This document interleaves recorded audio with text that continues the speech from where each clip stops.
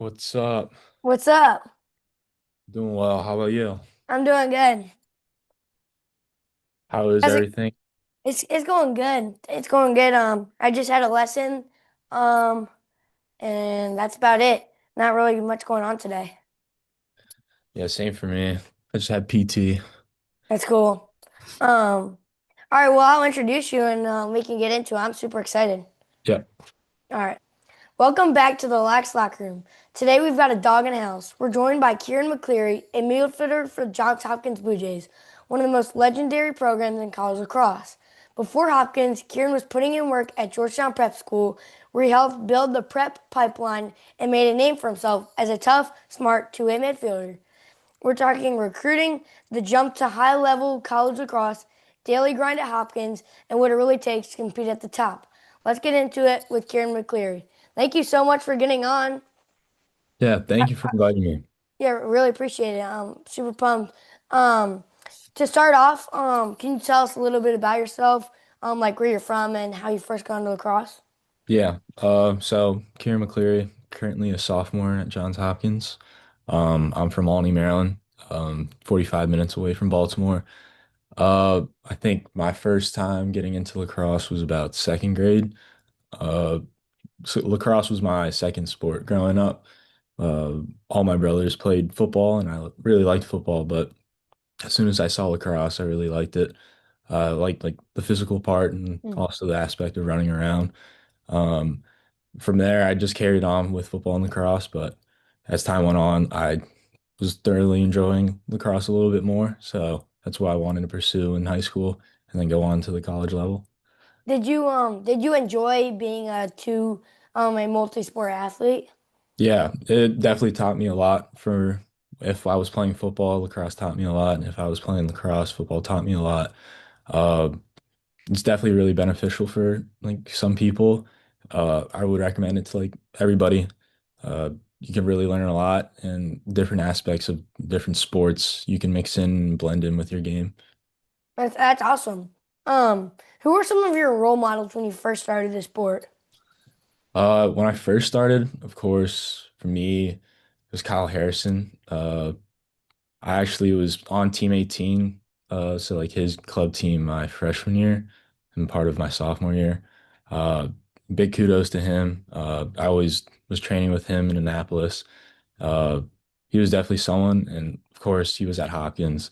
Watching him in like the pro league was just watching like someone go out there and just play their game, and I really wanted to like replicate my game like that. Yeah, he's a super good player. I mean, and even now, like he's a phenomenal coach, and he knows a lot about the sport. So that's awesome that you get to do it. Play on the U18 team with him. That's sweet. Um, how did Georgetown Prep prepare you for the speed and the physicality of college lacrosse? Uh, Prep definitely for me was a great opportunity. And when I was growing up, I knew like prep lacrosse and like Landon, Gonzaga. And then when I got to high school, St. John's rose up a lot. Like those were the major schools around like the DMV area. So like DC, Maryland, Virginia. Uh, my older brother went to prep and he really enjoyed it. But when I got there, my freshman year, I was on JV and I was a little bit mad about that. But all in all, like I don't think I deserved to like be on varsity my freshman year. Yeah. But But it's hard to do that. I mean, unless you go to like a bad school where it's like you're guaranteed to be on varsity. But still, get being on the lacrosse team it's still a great opportunity. Um, did you attend any showcases in high school? uh yes, I did. They weren't really big ones like the Maverick Showcase. Mm, It was my freshman and sophomore year because I really like wanted me like I wanted to put myself out there, but yeah, they weren't prime time. Like I did black card before one of the adrenaline tournaments in Delaware. And then I also did Juniors Open. that's awesome. How fun was that? Like, would you recommend it? Yeah, Juniors Open is really good. Mine was in Long Island, but like being able to play with new people and like people you've played against in club ball and sometimes and high school lacrosse is really good and there's a Yeah. good connection. Yeah, definitely good connection. I bet that's like cool and a little bit weird, just like seeing people that you've played against. Yeah. Um, what was the biggest shock your freshman year at Hopkins? I would definitely say the pace of play and the consistency you have to have as a player and as like a person yourself, like balancing school and then on top of that lacrosse. For me, I did a redshirt year, so I didn't really play that much last year, but my freshman year was definitely a big wake up call. Like I was on scout team and I remember going against like Scott Smith, like Quentin Kilrain all the time. Yeah. And those dudes were just out there and they're ready to beat you up. And you had to face that every single day for a year straight. I mean, for me, that was what I really needed. I needed to develop my game a little bit more and like build my confidence up again. So definitely from a high school level to a college level, for most people, it's going to be a really big jump. And then there's also like I give credit to a lot of kids my grade their freshman year for playing for like big time schools, and that's good for them. And like they mesh well with their program. Yeah, it's sweet. Most people I talked to have said that like the biggest change between high school and college is like the speed of play. Like, is it like really like that much faster? Like compared to like ball movement and the slides coming? Like, is it like a big difference? Yeah. So for the pace of play, it's kind of like an expectation and a standard that every team holds. So, I mean, every practice for me was really tough last year, and like this fall was tough too. Uh, like for a comparison, high school ball, like you're think of like those like big games and like those big moments and like games themselves, but Mm, it's basically an everyday thing for you where you yeah. have to like replicate your game through practice and keep preparing. So that's why like fall ball is a big thing and scrimmaging other teams throughout the fall is really big to see like where a team is and like seeing other teams and playing against them and they're doing well too. And I would say like it would take definitely a lot of time. Like for me, it took like a whole year to actually like get into it and like get into the system. Yeah, that's cool. But did you was it like frustrating that it took you a year, or were you like, okay, I'm at Hopkins, I'm at a great school, I'm obviously not gonna play a bunch, like, or was it like, it's fine, I don't really care. Uh, I mean, for me, I would say it was fine, and it's not that I didn't care. It's like I really cared, like trusting in that process, knowing that this is like a first year, like even though it's on a higher level than high school. Like I look back to my freshman year in high school, I didn't make the varsity team, so I didn't like play in varsity at all. And uh, knowing that like I could redshirt and like have a grad year somewhere else or even at Hopkins, like it wasn't the end of the world with me. Yeah. Uh, it was just another reminder like I still have a lot of more work to do. Did you do you like having the idea that you get to do another year? Yeah. And even though it's kind of far, like really far down the road, like the possibility of playing for Hopkins again, like is really exciting knowing that Yeah. as like I get older, like more recruits come in that are like grades below me, like getting able to like play with them and then playing against other kids my grade or at least a grade above me when I'm older. Yeah, it sounds like it's gonna be fun, especially with like you said the change of people and it'll be cool. I'll be watching for sure. Um, was there a welcome to college lacrosse moment for you either on or off the field? Uh, I'll give you an example for both. Off the field was definitely school. Like high school was hard, like academically, but when I got to Hopkins, it was just another level. Because like everybody else, like that just go there for school. For them, it's been a long time goal to like go to high school and like being able to like do what they're doing and majoring in what they wanted to, like Hmm. sciences, or econ. Uh, for me, definitely was freshman year. I flunked my first bio exam.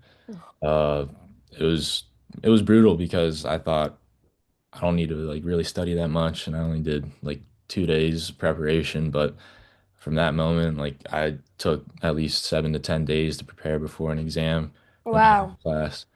And then for on the field, I would say fall ball practice when we first started getting on to like 6-on-6 and then getting into the offense.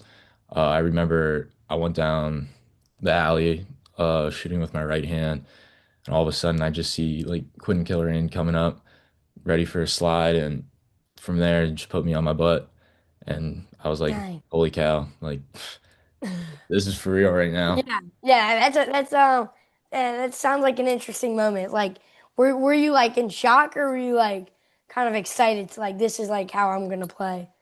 Yeah, I was definitely excited knowing that this is the like the type of play that people have and the tempo that we're gonna hold, and like no matter what, we're gonna treat everything like a game. Yeah. That's a good like standard, I feel like, because if you treat everything like a game, you'll either play like better or you play, like to your max level in a game. So I think that's a good standard for sure. Um, what skill had to improve the fastest once you got to college? Decision making, knowing when I need to dish out the ball, knowing when I have the opportunity and window to take a shot, and like understanding the offensive scheme. So like the big thing is watching film now. It's always been a priority, but you have to watch at least every day for 45 minutes to an hour. Uh, but yeah, I would say like going into practice, knowing like where everybody is, knowing the team chemistry, knowing individual tendencies for everybody, and knowing like where they like their shots on the field, spots on the crease for like feeds. Definitely reading defenses a lot of help. Um, because I mean, if you take too long, you're either gonna get the ball taken away from you, you're gonna get doubled, sometimes tripled, and just slows down the offense, and then the defense has more time to recover and get set again. hmm and during film, do you like study the offense or do you like watch like other people's games or do you like or you mostly focus on like what you have to do to get better? So, right now in the fall, it's just watching like what we have besides when we start scrimmaging other teams. So watching like shooting drills sometimes, knowing like where to cut out the bad habits, like dropping your stick too low, sidearm shots, underhand shots. Um, like 6-on-6 for our team, like when we go against each other is definitely we know the defense really well, but knowing since like we know the defense really well, knowing where the soft spots are and consistently like performing at that level where we know we can like produce a goal or at least a shot on cage. Um, yeah. That's awesome. Do you enjoy watching film? Yeah, I do. It's good to see like what other people are doing, like even your teammates, like what they're doing well and seeing like if you can actually use part of their game as your game. Another thing, like when you get in the season, uh, it's definitely more of focusing on for me like the defense that we're going against, knowing where there's like top slide guys are, knowing the tendencies of their like recoveries, their footwork, knowing where to like approach the dodge when I'm about to dodge, and like decision making again, like knowing where to swing the ball, skip it, or just hold it out and redodge again. And that's sweet. Since your work like have worked on decision making, do you think that's like a part of the IQ game? Because lacrosse IQ is a big part of the lacrosse game. Yeah, I would definitely say that it's a really big part, but you definitely get a feel for it as more time goes by and like you're practicing again and you're making sure you practice with a lot of intensity and intent. Um, I would say like for decision making, uh, knowing like it's that split second window for everything, like you have to remind yourself that it isn't all about you and it's never about you. Like if you trust in your system and you trust everybody around you on the field, like you're gonna get the job done. What does a typical week in the season look like for you? So last year for me, I had classes Monday through Friday throughout the whole spring semester. Um, but usually, like if we were like halfway through the season, for example, is like we have a game, let's say on Saturday. Uh, Coaches let us have the day off the next day. watch film, like recover, stretch, just like see the trainers if we're all hurt. Uh, and then Monday we progress back to practice. And it goes throughout, unless we're like traveling for a game, like an away game like Denver. We have to plan every day, and as soon as Monday hits, we're watching like film from the team that we're playing, so like the game that they played, like while we were playing. So watching them, getting used to that, and then scheming from there for the rest of the week. Uh, and then usually the day before the game is our just like warm up day, getting around, like getting like our feet under us, getting the stick in our hand, and going through the motions a little bit, but like everything's still with intent and knowing like it's basically those kinds of practice are like refreshers. But Yeah. throughout the week we do that. So only like one off day throughout the week. So Um, what are you doing during your off day? Do you like you said some things like you stretch, watch film, maybe hit the wall? yeah. So first things, wake up. I of course eat breakfast, but then for me it's either I stretch and see like the trainer, or I go down and like do some wall ball, never too much, and then from there I'm just watching film and then catching up on some homework in like Yeah. a week. Yeah, that's like the college life. It sounds fun though. I'm pumped. I just Yeah. can't wait to be there. Um, who are some of like the people that you try and model your game after like in college now? Like at Johns Hopkins, like you try and kind of like replicate what they do. Like you wanna I don't know how to say it, but like you wanna like like move the ball, pass the ball, and then like you said, your work on decision making. Like who's really good at like decision making? You want to like nail like what they're doing. Uh, I'll shout out my two past teammates in high school, Colin Burns and Nate Kabiri, for what they taught me in high school. Uh, yes, they're attackmen and Burns is an ex-attackman and Kabiri's Kabiri, but they've taught me a lot where like you're stepping into that moment and you're there to perform. They taught me a little bit more about like confidence as me as like a player. But as I'm in college today, there isn't like really anybody that I try to replicate, but I try to understand their parts of the game and understand where they're coming from. Yeah. So I look towards like my upperclassmen a lot, like Matt Collison. He's like the go-to person I usually go to like when I'm struggling or if I need help for anything like within the offense. And another person for decision making is Brooks English. Uh, he kind of has the same like dodging style as I do. Always like a quick first step and always looking up.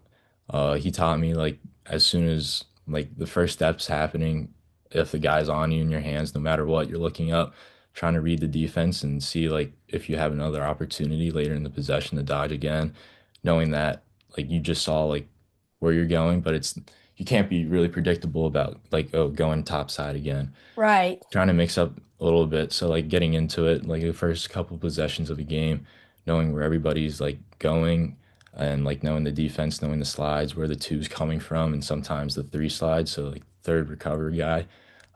Brooks really taught me a lot about that, and like I'm excited to replicate some of that this year. Right. And do you think some of that like when he teaches you that, do you like go like you could even like go look at it like a get like a thing of film of like what he's talking about so you really understand it? Or is Yeah, that like you do? yeah, we do. So, uh, usually like you can have like film sessions with our coaches and like they're open to do it and they would love to do it any single day. Like you can do it every day with them. But usually with them they pick out individual clips from like what they saw that was really good in practice. Hmm. What they want like the rest of the offense or like the rest of the team to see. So, I usually get like a few like pieces of that through like going to my coaches for that. So That's awesome. That sounds super cool. Also, I feel like it's super nice, like having the confidence and like how you feel like you're able to talk with your coaches because I know like some kids aren't like confident, like they don't have enough confidence to talk to their coach about something that they could work on. So that's super cool that like you have coaches that will be able to do that. Um, so since this is called the Lax Locker Room, what's the Hopkins locker room vibe? So we call our locker room sometimes the Rufus room. It's artist, EDM artist, Rufus the Yeah. Soul. Uh, we usually have one guy on aux. It's Steve, Charlie Eiler. So we walk in the locker room in the morning for practice. He's usually playing that or some rock music or indie music, like to wake some people up. Yeah. Usually after practices, we pick it up a little bit, and it's either like more EDM or rap. We go to class, and every time like we come back from class or we have a break between them, you always find guys in the locker room. Like we have a mini net in our locker room, so That's awesome. some guys are fiddling around, some guys are just laying down on the couches taking a nap, and some guys are like just watching some film or like doing homework in there. So Yeah, I mean, it's just a second home base for like anybody. So they get yeah. a dorm room or like the lacrosse house. Yeah, it's sweet. I like how you call it that. It sounds like kind of like a second home in college. Yeah. Um, who's the guys fans don't talk about enough, but absolutely should? Uh, well, people are definitely getting like on a high alert about it. Shout out Steve, Charlie Eiler. Last year he stepped up in a big way for us and starting or like filling in for one of our players. He filled in after he was injured, and from there he just took off. And from now, like he's been doing really well, and I'm Yeah. excited for what he has this season. And he he's truly like a great leader for us and a true mentor for me. That's awesome. Yeah, that sounds good. Especially like one of those guys that stepped in because it's definitely hard. I think because I stepped in at one point when I was in an older age group, and it's definitely tough like having to take on the position. But that's cool. What's one part of your game that you're most proud of right now? Um, I would still definitely say like quick dodging for me. Uh, so like off like ball movement, first move, feet stationary, and just a quick dodge. That's what I built up a lot while I've been in college. Usually, I favor dodging right out the box, um, like getting my strides and Yeah, under me. But of course, you can't be predictable. You can't always do the same thing. So, getting a deeper bag of dodges and shots, and like, of course, like your offhand, so both hands, is a big key to like your success in like college offenses. So, yeah. yeah. We have this kid on our team. His name is Luca, and he has like the best dodge from the box. It's so good. I mean, we have a play like where he just gets the ball, and I would bet 95% of the time he scores from just the box dodge. It's so good. It works like every time. So yeah, shout out Luca. It's awesome. What's one thing you're trying to get better at this season? Uh, Shot placement for me. So knowing when Accuracy. Yeah, so knowing when I have that opportunity, knowing like I'm gonna put it in a spot on the cage that the goalie's gonna struggle to save, and then if he saves it, like kudos to him. Like he was good. Yeah. Like he knows like where to go. But uh definitely I've learned a lot about shot placement and accuracy through Coach Millman. I worked with him a lot through this fall about it. He's a high to low guy till he dies. So Yeah. knowing like overhand shots, they're the way to go, even when you have the opportunity to do a sidearm or an underhand shot. Just reinforcing that simple habit of overhand, knowing you're going to get into the far pipe or even sometimes to the near pipe if the goalie's trying to bait you or cheat you. Um, so yeah, like once I have that opportunity, knowing that I need to like can it in the cage. Yeah, for me, I'm also kind of working on like that kind of too. I'm more or less working on like, like when to shoot overhand or when to shoot sidearm. Definitely no underhand though, because I think that's the worst shot. I think it's the hardest too. It's hard to like, get that shot off quick when you Yeah. have to put, you have to go like 80, 90 degrees or like a little over that and then get a good shot off because every time I shoot underhand, it goes right to the goalie stick. So, yeah. Um, but one Yeah. thing is like like you said, decision making. Know when to shoot overhand or know when to shoot sidearm, and the power of the ball is also a big thing. How do you handle pressure in big moments? Um, For me, um, since I haven't played in a collegiate game yet, for example, for me was my high school going into our league playoffs. Um, I'm not like a really superstitious guy, but you would say it was superstitious for what I did. Uh, I mean, this was just how I did it. I would be really nervous like the night before a big game. Um, and usually sometimes I didn't really sleep that much. I would say like on average, I would before a big game, 6 hours of sleep, even though it's pretty bad. Wow. Yeah. Uh, but for me, it was just I knew like I was ready for the game as soon as like I felt that moment like holy cow, like I have a big game tomorrow. I'm Yeah. really nervous because I mean, if you're not nervous about anything, sorry, one second.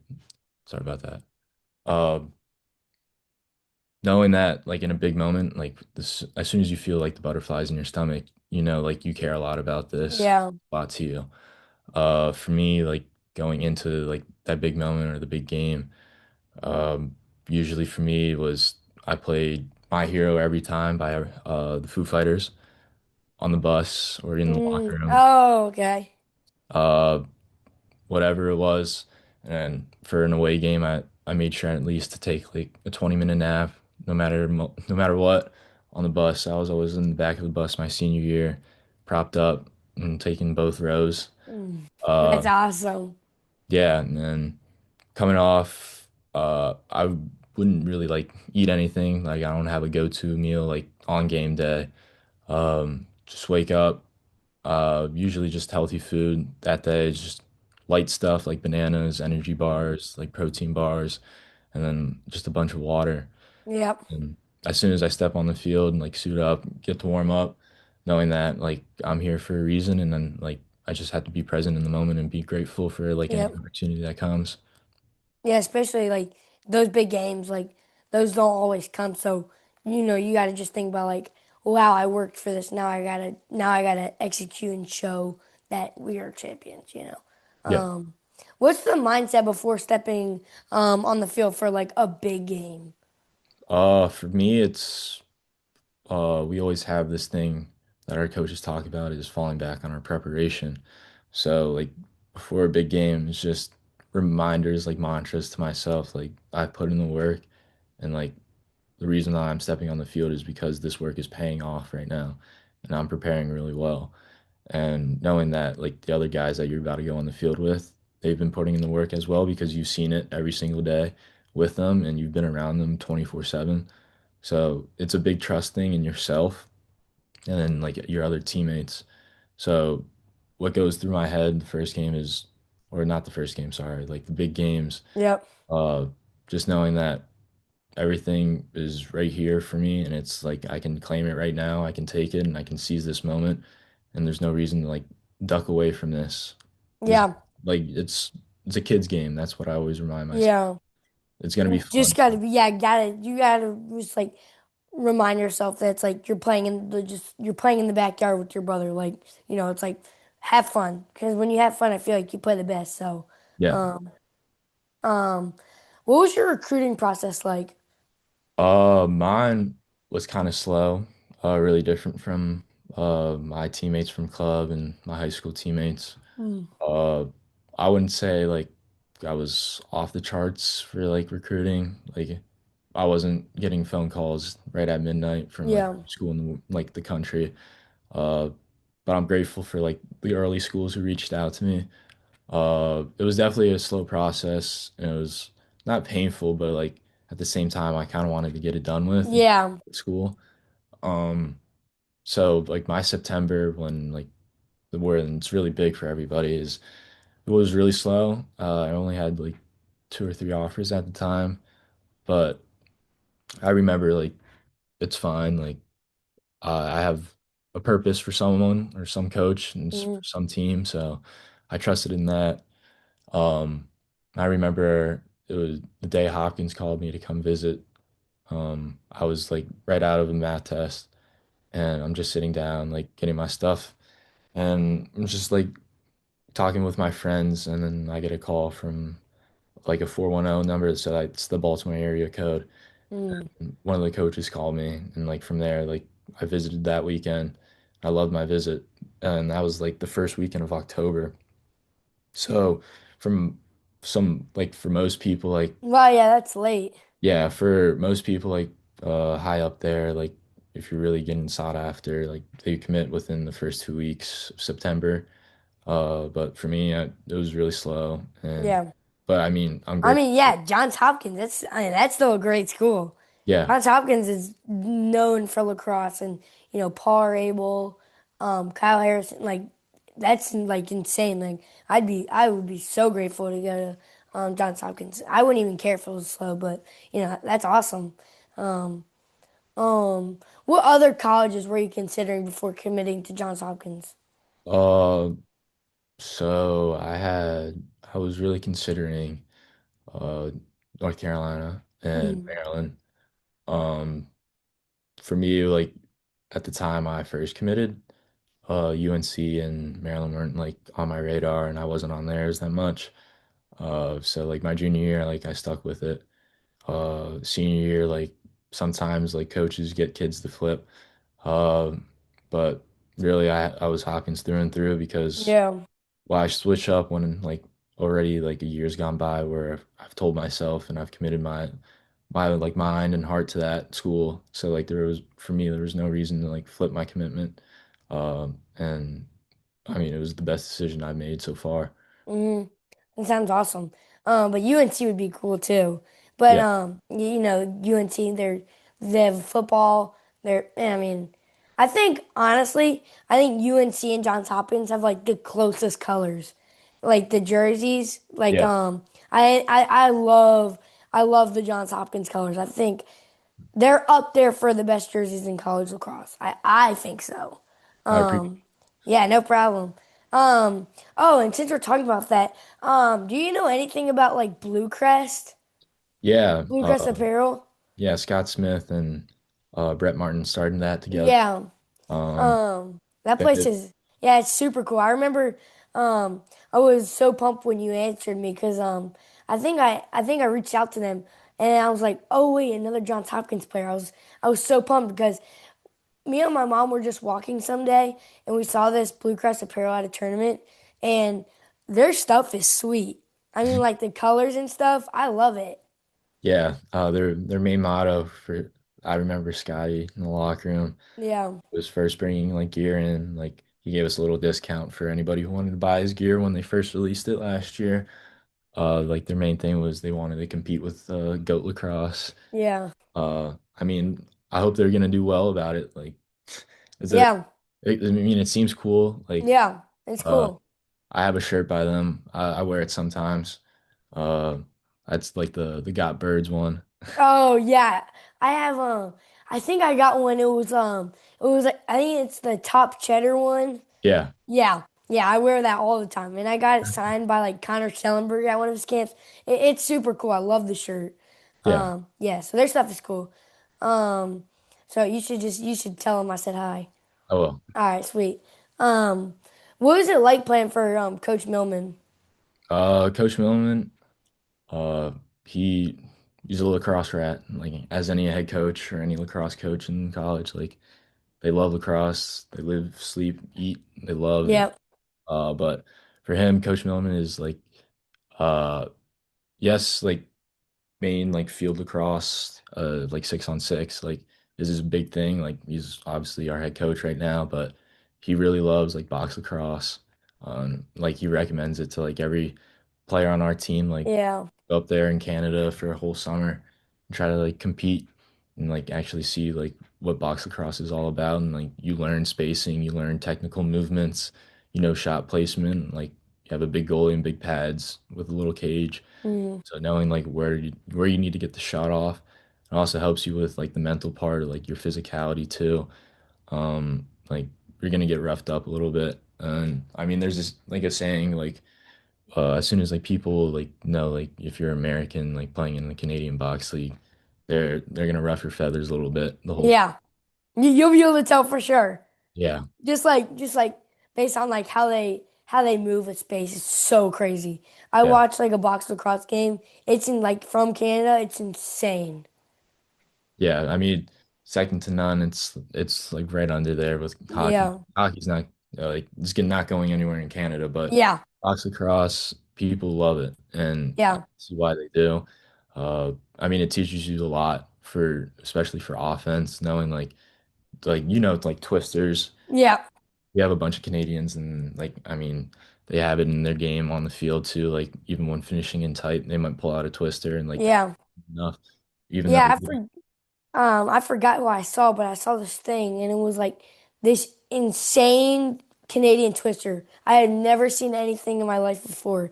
It was the coolest shot I've ever seen, and the goalie wasn't even close to saving it.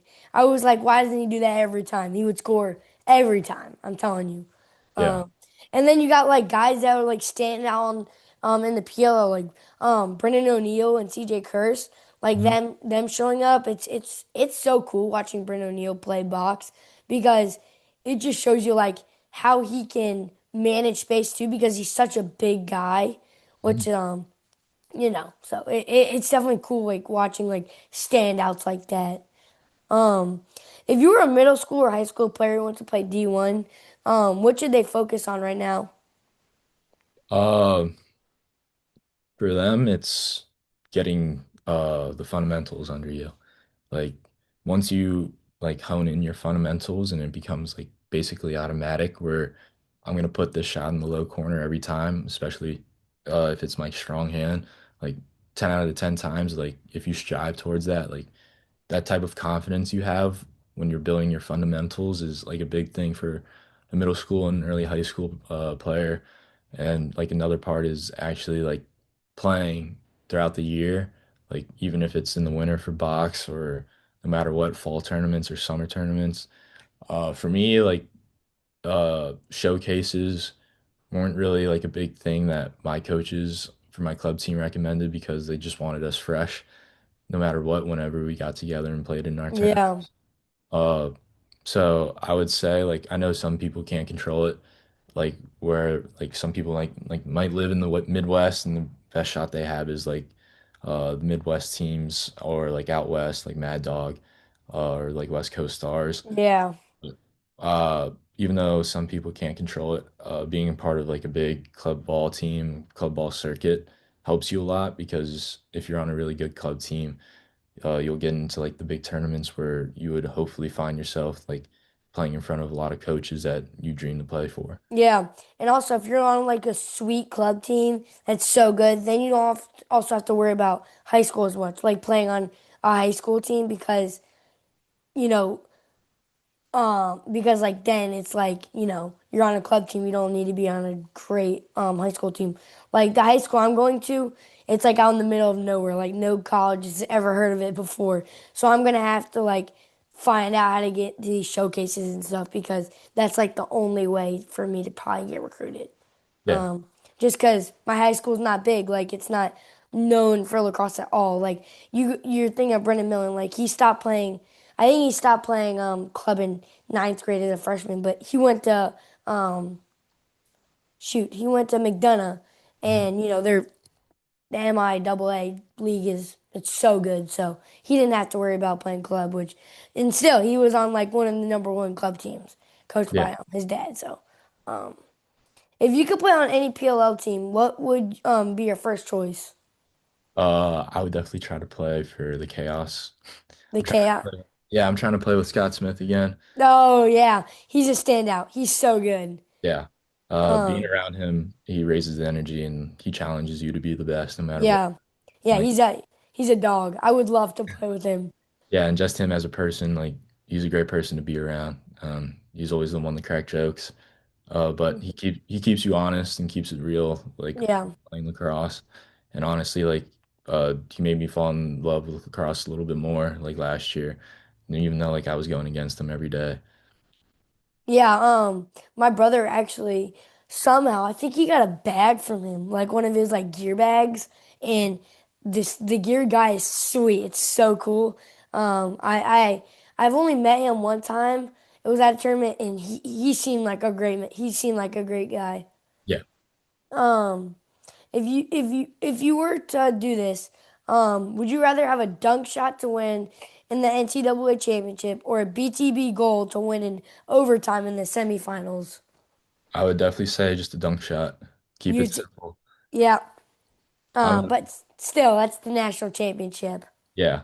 I'm definitely not a like a personal fan. Like people can do it. Like they're their own player and like uh they can do their BTPs and around the worlds. But for me right now, it's not a big focus because at the same time, like even if the goalie saves it, like holy cow, like the coaches are gonna be like, why didn't you just dunk the ball in? Real. That's like what a lot.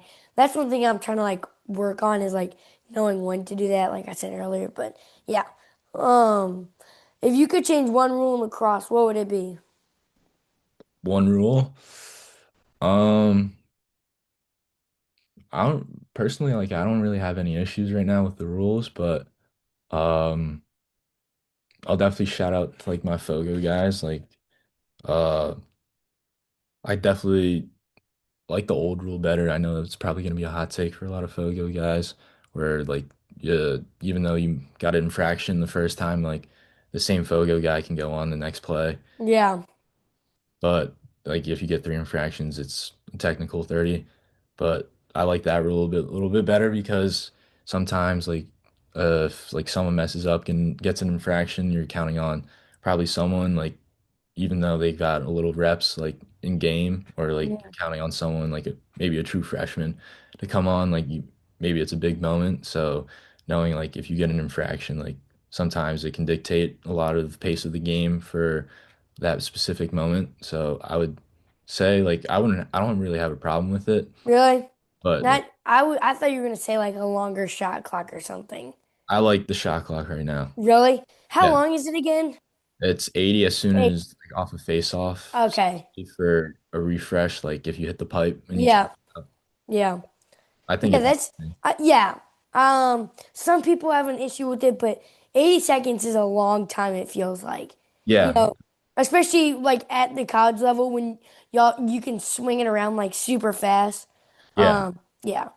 Um, who's the toughest school to face? Toughest school. From what I was watching last year, Penn State was really hard. They were really tough. Matt Trainer definitely brought Yeah. it both times we played them. Um, I mean, they were a lot to handle, like their offense, especially their attackmen were producing. They were really consistent by getting points on the board for them. Uh, I remember the second time we played him, Matt Trainer, like he could dodge anywhere on the field and like he wasn't restricted to the righty wing. He could dodge up on top of the key, dodge behind X. Like he made his own offense, even though it was within the realm of their scheme. Yeah. Yeah, he's a fun player to watch, I'm telling you. Yeah. Even like now it's unbelievable. He's a great player. Um, so what's your final message to young players who dream about playing for Hopkins? Uh, for Hopkins, I mean, for me, like growing up, I was open to like playing anything, like whether it was going to be football, whether it was going to be lacrosse. Uh, for you, like young players, it's just to build like an early mindset, knowing that you're gonna like prepare as much as you can, and like at the end of the day, like knowing that you've gotten at least better a little bit. It's gonna pay off because as the years go by, like as more games you play, more practices you have, and more players you play with, you're definitely gonna find like who you're like are as a player, and especially as a person, and knowing like you have this goal and you're gonna like accomplish it. And it's good to like always set these goals and try to exceed them. So like some people like right now they may not have like a big goal of playing like high level collegiate one like lacrosse D1 lacrosse, but knowing like it's a goal for them to at least make it to the college level and knowing Yeah. they're gonna like make that goal happen. So I would definitely say keeping like your hopes up no matter what. Like don't listen to anybody yet, and like you're not counted out yet. Yeah. Especially like hearing from you now, I'm like, okay, it's not that bad if I don't get a call within like the first 2 weeks because, like you said, Johns Hopkins, great lacrosse school, baby. So, Yep. um, all right. So now we're gonna move on to rapid fire, which I just shoot you a question and it's just a quick answer. Okay. But if you have a story, it's fine. Um, favorite stick brand? String King. Shrinking. All Yeah. right. Favorite drill. Drill, it's core shooting for us, so it's within 5 and 5. Shooting up the hash, going low corner, high corner. Oh, okay. Sounds fun. Um, and then and then toughest matchup you've ever faced. Toughest matchup, I would say Penn State. And say, best lacrosse city. Definitely around the Baltimore area. Okay, Baltimore area. Yeah. Early morning lift or night practice. Uh, Early morning lift. Okay. One Hopkins teammate you'd want in a foxhole. Matt Carlson. Goal or assist. An assist. Pre-game, best pre-game meal. Sammy's. It's our go-to dinner for our team the night before Sammy's, the game. that's sweet. As a team, that's awesome. Hardest class at Hopkins. Organic chemistry. Dream matchup you'd love to play in. Uh, we haven't played Duke in a while, so I would like to play Duke. Yeah. Who's got the best drip on the team? Uh, Either Hunter Chavette or Matt Carlson. Um, who takes the longest to get ready? It's me and Zach Claiborne. Music before a game, hyper chill. Chill. Um, if lacrosse didn't exist, what sport would you be playing? Football. One thing fans would be surprised to know about you. I'm from Alaska. Oh my, seriously? Yeah. That's awesome. So you grew up like in the cold? For like the first 3 years of my life. So I was born. So you never really like knew. Yeah. Yeah. But uh, I'm trying to get it, but I've been pushing for it for like putting it on my like the roster website. Yeah, that's sweet. On down. Um, and lastly, your favorite karaoke song. Very definitely like if I were to sing like my heart out, it would be Mr. Brightside. Mr. Brightside, that's awesome. I actually know a lot of people that would say that. All right, well that's it. I really appreciate you coming on. I had a blast talking to you, especially talking with the Johns Hopkins player, and it's super cool and really appreciate you. Happy New Year's, man. Yeah, Um, thank you so much for inviting. yeah, we'll have to keep in touch maybe, and Yeah. yeah. All right, have a good day.